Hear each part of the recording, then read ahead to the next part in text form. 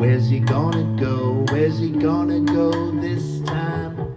So I'm getting ready to head to Japan in a few weeks. We're going on a school trip. And I just have 15 tips at things that I'm telling my students, and even when I went on my own, that if you're a first time traveler to Japan, these are 15 things I think that are just really valuable to know. Now, if you're new to the channel, my name is Mike Dalton. I'm a history teacher at a suburban high school here in Ohio.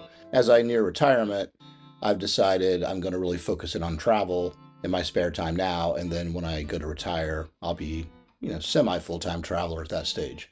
So anyway, let's get to some of these tips. I've got my handy list so I can make sure I get everything down here. The first thing I would say is that signing up at the Visit Japan website is key. They give you a QR code. You can do everything in advance. And when you arrive at the airport, it is a much simpler process with this Visit Japan website.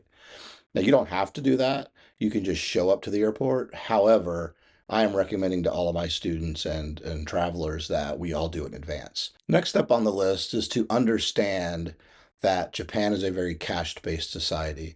And so taking some yen with you in advance is very helpful.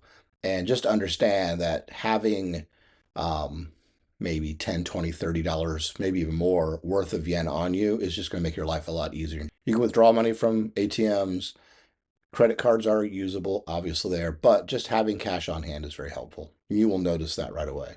Going with that second tip, the third tip I have is to get some form of IC card. I prefer the Suica card. There's also coming up tomorrow, March 6th. The Welcome Suica is now going to be available to pre-book, and you can put it in your Apple Wallet if you have an iPhone. And so having these Suica cards are very useful because whether you buy them in Japan and put cash into the machine and kind of top these cards up, you can use them on metros, you can use them on trains, but I think more importantly, you can use them on vending machines and at convenience stores. Kind of take care of some of those cash purchases with a card. Makes it a lot easier. Another thing concerning money is there is no tipping in Japan at all. So unlike America, where it's now 20, 25, 30% at times, in Japan, there is no tipping at all. Now, on our American tour that we're going on, I mean, we're using an American tour company, we will tip our bus drivers and we will tip our tour director. But for the regular traveler, when you're at a restaurant or whatever, there is zero tipping at all. This will dramatically reduce the amount of money you spend on meals. The fifth thing I want to mention here, the fifth tip is to utilize the convenience stores and vending machines. The Konbinis, as they're called, like Family Mart, 7-Eleven, Lawson's, and vending machines everywhere. They are cheap. They are a great way if you want to save a little money to budget for breakfast or lunch. You can grab really high quality sandwiches and unigiri and snacks, bottles of water, very cheap. It's not like American convenience stores at all. They're actually convenient. And so definitely utilize those. One thing to be aware of, I think that's important in Japan culturally, that in the public spaces, you don't really want to be walking around with drinks, coffee, snacks, food, and eating it while you walk. So if you go to a convenience store, most people will stand outside of it or even inside the convenience store and eat and drink their food or take it to a park or take it back to the hotel. If you get something from a vending machine, same thing. You will consume it right there, most likely. Or if it's something you can put in your bag, you will take it with you and then eat it later. But you will not, you should probably not walk around and eat. It's just something that they, I think, deem disrespectful. I really noticed that a lot. Even in street food, people would often have little seats next to the street food vendor and they would eat everything there and then throw their trash away. And that brings me to another thing, another tip when it comes to that is trash cans. Tokyo, Kyoto, but especially Tokyo and Osaka, I noticed. There are just very few, if any, trash cans at all. They're usually in the convenience stores, by the vending machines. If there is a street food vendor, by the vendor. But once you leave that and you've got your water bottle or you've got a snack wrapper or whatever, there just aren't trash cans. And so I'm recommending that either, like here's my handy dandy trash bag, I usually have one of them with me.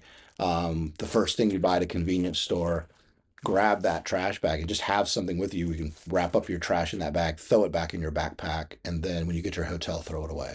As far as luggage and bags are concerned, I would highly suggest for most people to take kind of a large carry-on that's a roller, like an away bag or something like that.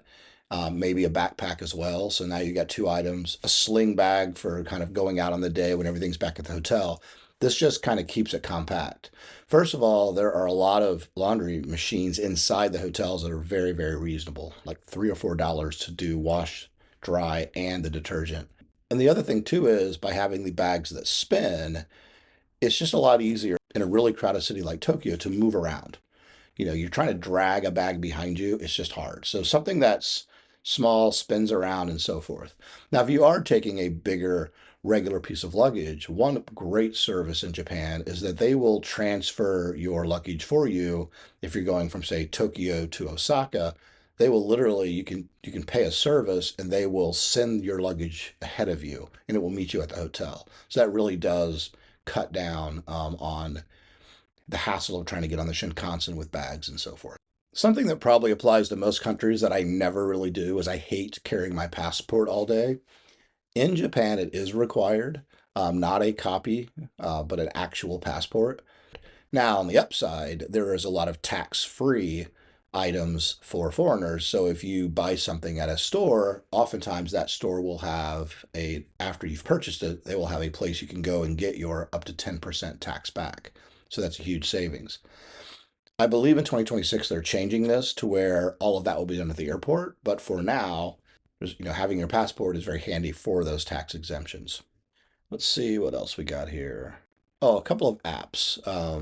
Google Maps works exceptionally well in Japan to give you train information. So if you're trying to take a metro, it'll literally tell you not only the time of the metro and the location, but it'll also tell you when you arrive what exit to take out of the train station. And as you will see in many Tokyo, especially train stations, there's multiple, if not 20, 30 exits at times. So knowing the exit saves you a lot of time. So Google Maps is a definite. The other app that I would add is Google Translate. I think it goes without saying. I use that a ton. Japan is not super English friendly. I will say that transportation and things like that are all, they have English, and such, but you're trying to read a menu, maybe converse with somebody. It's just nice having Google Translate. It's very simple to use. So those are two little tips of taking those two. There's tons of other apps people will recommend, and I do use some others, but trying to simplify it, I think at bare minimum you have those two. I found on both trips I've been on so far that there is a lot of walking in Japan. Whether it's going through metros, train stations, whatever. I put in probably 20 plus thousand steps a day. Taking your favorite comfortable pair of shoes is key. Um, don't break in a pair of shoes on the trip. Don't get them broken in before you go, or take the ones you like in walking in the most. But if you have to sacrifice some fashion to be comfortable walking, I would highly suggest that. So a strange little thing I also discovered that I think maybe if I'd have watched one of these tip videos, I would have known, is to take some kind of hand towel. Just something really small that you can throw in a sling bag or throw in your backpack when you're out and about on the day. Because when you go to public restrooms, as amazing as Japanese toilets are, and they are the best in the world, they don't often have paper towels or anything to dry your hands with. Having a little towel and some hand sanitizer is probably helpful. It's just a simple thing, but something to consider. Being that you're going to be out and about a lot, something I always take on every trip, but I especially noticed it in Japan because I was constantly using Google Translate and I was constantly using Google Maps. It was draining my phone battery. Is taking some form of portable charger that you can always have in an emergency to throw your phone in. You just don't really want to be lost in Japan. It's just too confusing at times, especially Tokyo. So just making sure you have that portable charger is something really simple to do. And the final thing I would point out culturally in Japan that I noticed that I will express quite a bit to my particular students going on this trip is that in the public spaces, people are very, very quiet. They're very orderly. There's a certain way you get on trains. They're not talking on their phones on trains. In fact, they'll have signs and announcements saying "Do not talk on your phone." Um, the two times I've been to Japan, the only time I've ever really heard loud voices, in all honesty, in any of those situations, they were speaking English. They were either American, they were Australian, they were British, whatever. Japanese people are very quiet in public spaces.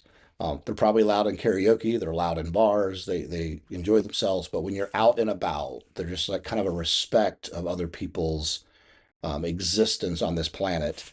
The Japanese are so polite. They probably won't say anything. They'll just be very uncomfortable. And we're in their country, so follow that rule.